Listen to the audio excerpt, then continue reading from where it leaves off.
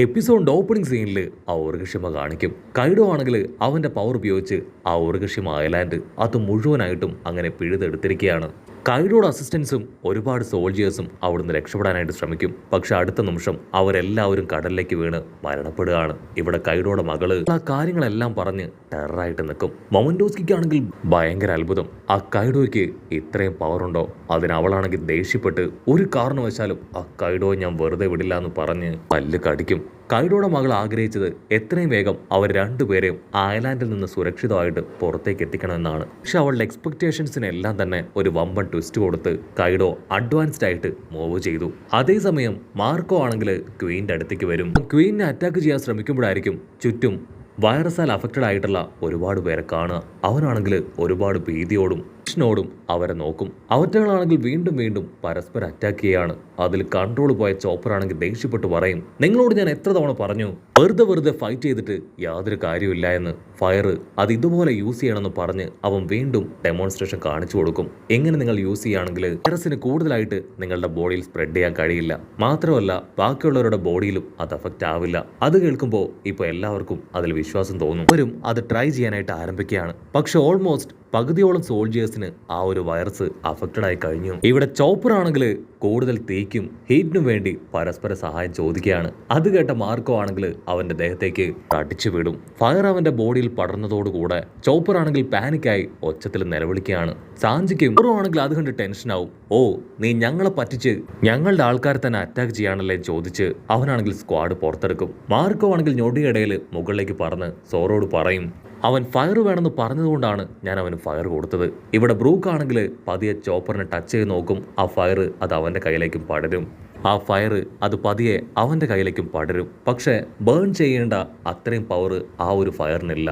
Just മാത്രമായിരിക്കും ആ fire ചെയ്യുക. ചോപ്പറും അല്പസമയം കഴിഞ്ഞ് അത് റിയലൈസ് ചെയ്ത് എനിക്ക് കുഴപ്പമൊന്നുമില്ല, ഞാൻ ഹീറ്റ് ആവുന്നതേ ഉള്ളൂ, ഈ ഒരു ഫയറിൽ എൻ്റെ ബോഡി ബേൺ ആവുന്നില്ല എന്നുള്ള കാര്യം ഇപ്പോൾ സോറോയോട് പറയും. മാർക്കോയ്ക്കാണെങ്കിൽ കാര്യം പിടികിട്ടും. അവൻ ബാക്കിയുണ്ടായിരുന്ന അഫക്റ്റഡ് ആയ ആൾക്കാരുടെ ദേഹത്തേക്കും ഹീറ്റ് അടുപ്പിക്കുകയാണ്. അവരുടെ ബോഡിയിൽ സ്പ്രെഡ് ആവേണ്ട താമസം വൈറസ് അതങ്ങനെ പതിയെ സ്റ്റോപ്പ് ആവുകയാണ്. മാത്രമല്ല അവരിപ്പോൾ കോൺഷ്യസ് ആവും. ചോപ്പറിന്റെ അടുത്തേക്ക് മുൻപ് ഹെൽപ്പ് ചെയ്ത 2 ഡോക്ടേഴ്സ് കടന്നു വരും. ചോപ്പറിനാണെങ്കിൽ അതുകൂടെ കാണുമ്പോൾ ഡബിൾ ഹാപ്പി. കാരണം അവരുടെ സഹായം ഉണ്ടെങ്കിൽ വളരെ എളുപ്പത്തിൽ ആന്റിഡോട്ടിന്റെ ഒരുപാട് കോപ്പീസ് അവനെ കൊണ്ട് ക്രിയേറ്റ് ചെയ്യാനായിട്ട് കഴിയും. മാർക്കോ ആണെങ്കിൽ അവരോട് പറയും, ഒരുപാട് സമയം എന്നെ കൊണ്ട് ചെയ്യാനായിട്ട് കഴിയില്ല, സോ എത്രയും വേഗം അത് ക്രിയേറ്റ് ചെയ്യണം. ചോപ്പർ ആണെങ്കിൽ നിലവിളിച്ചു പറയും, ഒരല്പസമയം നിങ്ങൾ എനിക്ക് തന്നേ പറ്റൂ, എത്രയും വേഗം ആന്റിഡോട്ട് അതെല്ലാവരുടെ കയ്യിലേക്ക് ഞാൻ എത്തിക്കും. എൻ്റെ ഫ്രണ്ട്സിനും ടീംമേറ്റ്സിനും എൻ്റെ എനിമീസിനും അങ്ങനെ ആവശ്യമുള്ള എല്ലാവർക്കും ഞാനത് തരും. ആരും അതോർത്ത് ടെൻഷൻ ആവാൻ പാടില്ല എന്ന് പറയും. അവന്റെ ടീംമേറ്റ്സിനാണെങ്കിൽ അത് കേട്ട് സന്തോഷമാവും. പക്ഷെ ആ വില്ലൻ സോൾജിയേഴ്സിനാണെങ്കിൽ ഭയങ്കര കൺഫ്യൂഷൻ. ചോപ്പറിനെ വിശ്വസിക്കണോ വേണ്ടയോ ചിന്തിച്ച് കൺഫ്യൂസ്ഡ് ആവുകയാണ്. അപ്പൊ അതേ സമയം ഇവിടെ ക്വീനിന് കൺട്രോൾ പോവും. ഓ നോ, ഈ റെക്കൂണും മാർക്കോയും അവർ രണ്ടുപേരും എൻ്റെ ഈ ഫൺ ഗെയിം അത് കൊളവാക്കി. എന്നെ കൊണ്ട് ഇത് ടോളറേറ്റ് ചെയ്യാൻ പറ്റില്ല എന്ന് പറഞ്ഞ് അവൻ പല്ല് കടിക്കും. ക്വീനാണെങ്കിൽ വിളിച്ചു പറയും, ഒരു കാരണവശാലും നിങ്ങൾ അവരെ ട്രസ്റ്റ് ചെയ്യാൻ പാടില്ല. തീർച്ചയായിട്ടും അവർ നിങ്ങളെ ചീറ്റ് ചെയ്യും. നിങ്ങൾ അവരെ അറ്റാക്ക് ചെയ്തിട്ടില്ല എങ്കിൽ എൻ്റെ സോൾജിയേഴ്സ് ആണെന്ന് ഞാൻ നോക്കില്ല, നിങ്ങളെ ഞാൻ കൊന്നുകളയെന്ന് പറയും. അത് കേട്ട് വേറെ വഴിയില്ലാതെ അവറ്റകളാണെങ്കിൽ വീണ്ടും അറ്റാക്ക് ചെയ്യാൻ റെഡിയാവും. ഇവിടെ മാർക്കോയ്ക്ക് കാര്യം പിടികിട്ടും. അവനാണെങ്കിൽ ചുറ്റും നോക്കും. ചോപ്പറിനെ സപ്പോർട്ട് ചെയ്യാനും പ്രൊട്ടക്ട് ചെയ്യാനും അവിടെ ഒരുപാട് പേരുണ്ട്. അവൻ സോറോയുടെ അടുത്തേക്ക് വന്ന് അവനോട് പറയും, നിന്റെ ആഗ്രഹം കൈഡോയുമായിട്ട് ഫൈറ്റ് ചെയ്യണമെന്നല്ലേ, തീർച്ചയായിട്ടും നിന്നെ ഞാൻ കൈഡോയുടെ അടുത്തേക്ക് എത്തിക്കാം. ഇവിടെയുള്ള വില്ലന്മാരുടെ കാര്യം അത് ബാക്കിയുള്ള നിന്റെ ഫ്രണ്ട്സ് നോക്കിക്കോളൂ എന്ന് പറഞ്ഞ് അവനാണെങ്കിൽ സോറോയെ മുകളിലേക്ക് കൊണ്ടുപോകാൻ തയ്യാറായിട്ട് നിൽക്കും. ഒരു നിമിഷം അവർക്ക് എല്ലാവർക്കും ഒരു വമ്പൻ ട്വിസ്റ്റ് കൊടുത്തുകൊണ്ട് ആ അപ്പവും അവൻ വീണ്ടും എഴുന്നേറ്റ് ഫൈറ്റ് ചെയ്യാൻ തയ്യാറാവും. ബ്രൂക്കും സോറോയും റോബിനും അവരാണെങ്കിൽ ഇപ്പൊ ആയുധങ്ങളൊക്കെ എടുത്ത് അവനെ നേരിടാൻ തയ്യാറാവും. പക്ഷെ അടുത്ത നിമിഷം ഡ്രേക്ക് അവന്റെ ഡൈനോസർ രൂപത്തിൽ വന്ന് റോബിനെ അങ്ങനെ കടിച്ചു പറിച്ചെടുക്കുകയാണ്. ആണെങ്കിൽ സെക്കൻഡുകൾ കൊണ്ട് അവനെ കടിച്ചു പറിച്ച് ദൂരേക്ക് തുപ്പുകയാണ്. അതിനുശേഷം സോറോട് പറയും, നിനക്കെന്നെ വിശ്വാസം ഉണ്ടെങ്കിൽ ഇവിടം എനിക്ക് വിട്ടുതരിക, അതിനുശേഷം ലക്ഷ്യം എന്താണോ അത് നീ നിറവേറ്റുക. അത് കേട്ട് സോറോ അവനങ്ങനെ റെഡിയാവും.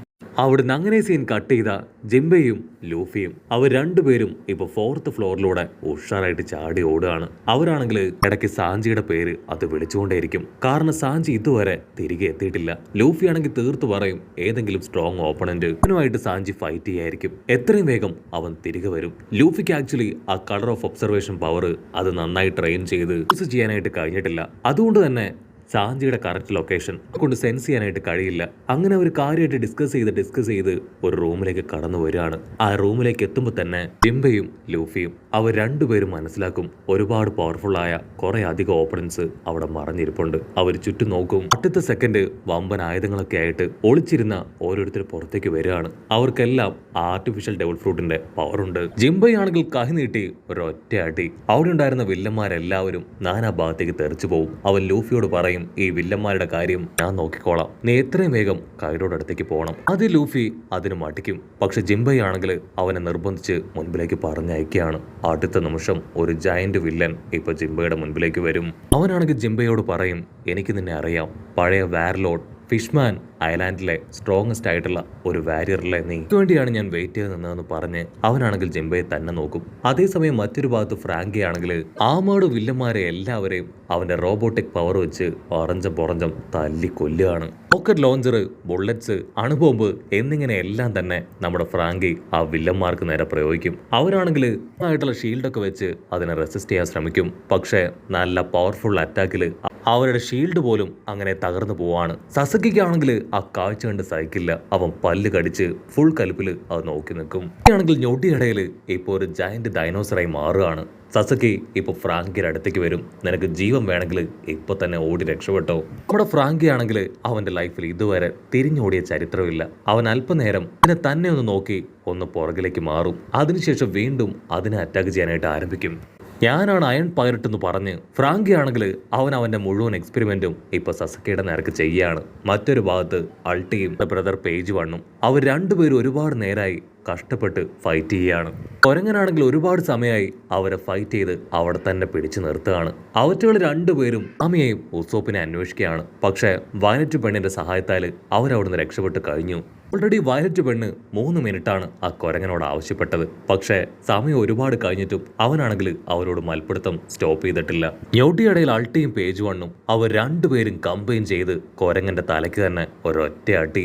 അതേസമയം ഇവിടെ വയലറ്റ് പെണ്ണും നാമി ഉസോപ്പും എല്ലാവരും സേഫായി പുറത്തെത്തിയിരിക്കുകയാണ്. അവർക്കാണെങ്കിൽ എങ്ങനെയെങ്കിലും കൊരങ്ങൻ അവൻ സേഫായിട്ട് പുറത്തേക്ക് വരണമെന്ന് മാത്രമാണ് ഇപ്പോഴത്തെ ആഗ്രഹം. അപ്പൊ അവിടുന്ന് അങ്ങനെ സീൻ കട്ട് ചെയ്ത് ആ കൊരങ്ങനെ കാണിക്കും. അവറ്റകൾ രണ്ടുപേരും ചേർന്ന് പൂർണ്ണമായിട്ടും അടിച്ച് തകർത്ത് ഒരു ഭാഗത്തിട്ടിരിക്കുകയാണ്. മറ്റൊരു ഭാഗത്ത് കൈഡോയുടെ മകള് അവളാണെങ്കിൽ ആരുടെയും കണ്ണിൽ പെടാതെ മാൻഷന്റെ തന്നെ കിച്ചന്റെ ഭാഗത്തുള്ള ഒരു ഹൈഡ് ഔട്ടിലേക്ക് വരികയാണ്. അവളുടെ കയ്യിൽ സേഫായി ഉണ്ടപ്പെണ്ണും മൊമന്റോസ്കിയും ഉണ്ട്.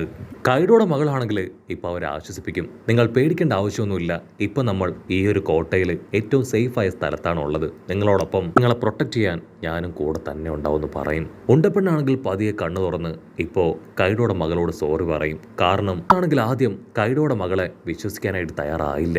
മൊമന്റോസ്കി ആണെങ്കിൽ അവിടെ കണ്ട ഒരു ഡ്രാഗനെ കുറിച്ച് ഇപ്പൊ കൈഡോയുടെ മകളോട് ചോദിക്കും. അതിന്റെ പേര് സ്റ്റാച്യു ഓഫ് ഡ്രാഗൺ എന്നാണ്. ആക്ച്വലി ഈ ഐലാൻഡിന്റെ എൻട്രൻസിൽ ഉണ്ടായിരുന്ന വലിയൊരു പ്രതിമയായിരുന്നു അത്. പക്ഷെ ഇവിടേക്ക് വന്ന ഒരാള് ഒരു പ്രതിമ അത് തകർത്ത് കളഞ്ഞു. അത് മറ്റാരുമല്ല, സാക്ഷാ ലൈസ്. അത് കേട്ട് അവരങ്ങനെ ആകാംക്ഷയോട് കൂടെ അവളുടെ സ്റ്റോറി കേൾക്കുന്നതോട് കൂടെ ഈ ഒരു എപ്പിസോഡും അവസാനിക്കുന്നു.